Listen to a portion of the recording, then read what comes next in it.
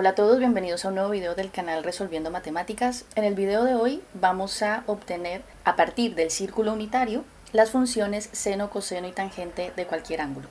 Para esto, vean que ya hemos dibujado una circunferencia de radio 1. Utilizamos el círculo unitario porque al tener radio 1 nos simplifica mucho los datos a la hora de obtener las funciones e identidades trigonométricas, como comprobaremos en un momento. Partiendo de su centro, vamos a dibujar el ángulo del que luego vamos a obtener las funciones seno, coseno y tangente. Lo he dibujado de forma dinámica para que luego podamos jugar con él y vayamos obteniendo los diferentes valores de las funciones trigonométricas. Ahora vamos a dibujar los tres vértices a partir de los cuales vamos a obtener el primer triángulo rectángulo. No se les olvide que las funciones trigonométricas son las relaciones entre triángulos rectángulos, así que evidentemente para obtener seno, coseno y tangente vamos a tener que dibujar estas figuras geométricas. El primer triángulo va a venir dado por los vértices A, este punto, que es el centro del círculo. Si nosotros trazamos este segmento, un segmento que corte con la circunferencia y de inclinación alfa, ese punto de intersección entre la circunferencia y ese segmento va a ser el segundo vértice, C', y luego vamos a trazar una perpendicular que pase por ese punto y sea perpendicular al eje de las X. El punto de intersección entre esa recta y el eje de las X lo vamos a denominar D y va a ser el tercer vértice. Al tener ya los tres vértices A, C' y D, podemos dibujar el primer triángulo rectángulo. De ese primer triángulo rectángulo vamos a obtener las dos primeras relaciones trigonométricas, seno y coseno. Primero vamos a ver qué información tenemos sobre este triángulo. Primero sabemos que al ser un triángulo rectángulo tiene un ángulo de 90 grados, este ángulo. Luego vemos que alfa, el ángulo alfa mide 44, así que ya podemos saber cuánto mide este ángulo, recordando que la suma de los ángulos interiores es 180 grados. Entonces ese ángulo mediría 180 menos 90 más 44, o sea 46 grados. También sabemos que en un triángulo rectángulo los lados que forman el ángulo recto se denominan catetos, vamos a llamarlos A y B respectivamente, y que su lado opuesto lo denominamos hipotenusa y que en este caso ya sabemos cuál es su valor, porque coincide con el radio del círculo. Vamos a empezar obteniendo la función seno de alfa. Sabemos que el seno de alfa es la relación que existe entre este lado, el cateto opuesto al ángulo, o sea, la relación que existe entre A y la hipotenusa. Por lo que podemos escribir que el seno de alfa es igual a A partido entre 1, o lo que es lo mismo el seno de alfa es igual a A.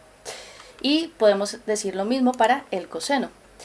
El coseno, recuerden que es la relación que existe entre el lado adyacente al ángulo y la hipotenusa. Podemos escribir entonces que coseno de alfa es igual a B partido entre 1, o lo que es lo mismo coseno de alfa es igual a B. Podemos entonces ya sustituir A y B por las funciones seno y coseno de alfa. Además, dense cuenta que GeoGebra calcula de forma automática los valores de estas funciones trigonométricas, ahora para este ángulo de 44 grados, pero si lo vamos moviendo, a medida que va variando el ángulo, va calculando también las funciones trigonométricas correspondientes. Entonces ya tenemos seno y coseno, vamos a pasar ahora a la tangente. Para esto vamos a trazar una recta tangente, que no es casualidad que se denomine así, y que va a pasar por el punto C'. Recuerden que la recta tangente es aquella que toca en un único punto a la circunferencia, en este caso lo está tocando en el punto C'. Como hemos visto, al dibujar esta recta se forma otro triángulo rectángulo. La hipotenusa de ese triángulo rectángulo es justamente la tangente que acabamos de dibujar, así que ese lado representa la relación tangente de alfa, o lo que es lo mismo, la relación entre seno y coseno de alfa. Para llegar al porqué de ese resultado, a obtenerlo, vamos a ver qué información tenemos sobre el triángulo rojo y qué información nos puede aportar el triángulo amarillo. Sabemos que obviamente al ser un triángulo rectángulo tiene un ángulo de 90 grados, que es este. También sabemos que al compartir este lado con el triángulo amarillo, sabemos que mide lo mismo que este, o sea, mide seno de alfa. Ahora vamos a calcular los ángulos que nos faltan. Sabemos, por ejemplo, que este ángulo más este ángulo miden 90 grados. Aquí se ve claramente el ángulo que forman los dos ángulos y que además es el ángulo recto de un nuevo triángulo rectángulo que es fruto de la combinación de estos dos triángulos. Entonces, ya sabiendo esto, sabemos que este ángulo tiene que medir 90 menos 36, que es 54, es decir, este ángulo mide lo mismo que el ángulo alfa. Y si ese ángulo mide 54, este mide 90, pues este tiene que medir 36 grados. Cuando nos encontramos con dos triángulos cuyos ángulos coinciden, son los mismos como en este caso, decimos que son triángulos semejantes. Y esa semejanza nos va a ayudar a calcular cuánto mide este lado, porque sabemos que sus lados correspondientes son proporcionales y además esa proporción es la misma en los tres lados. Vamos a comprobarlo de forma gráfica, que van a ver que es mucho más fácil de entender. Lo que vamos a hacer es jugar con este triángulo, lo vamos a mover. Recuerden que podemos mover figuras a través de la traslación, de la rotación, de la simetría. Vamos a moverla de tal manera que vamos a hacer coincidir sus ángulos con los ángulos correspondientes del triángulo rojo. Vamos a hacer que coincidan el ángulo de 54 grados con el ángulo de 54 grados, el ángulo de 90 con el ángulo de 90 y el ángulo de 36 con el ángulo de 36. Entonces, para esto, primero voy a hacer una traslación.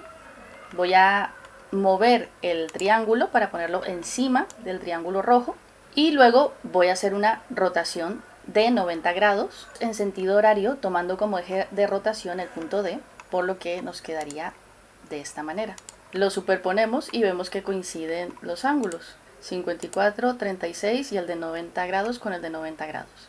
Entonces podemos ver claramente que son triángulos semejantes, coinciden en sus ángulos y lo único que varía que el valor de sus lados es diferente, pero son proporcionales, y esto es lo que nos va a ayudar a saber cuánto mide D. Nosotros podemos decir que este lado D es proporcional a este lado que mide 1 y que esa misma proporción es la que existe entre este lado que sabemos que mide seno de alfa y este lado que mide coseno de alfa y este lado y este lado.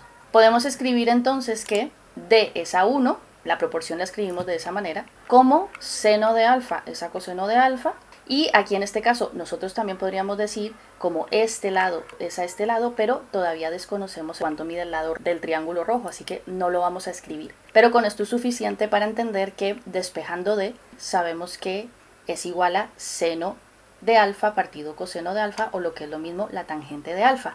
Ya hemos llegado a la obtención de la tercera función trigonométrica, tangente de alfa. Por último, vamos a escribir aquí seno, coseno y tangente de alfa para que vayamos viendo cómo van variando los valores a medida que vamos variando también el ángulo a lo largo de todo el círculo.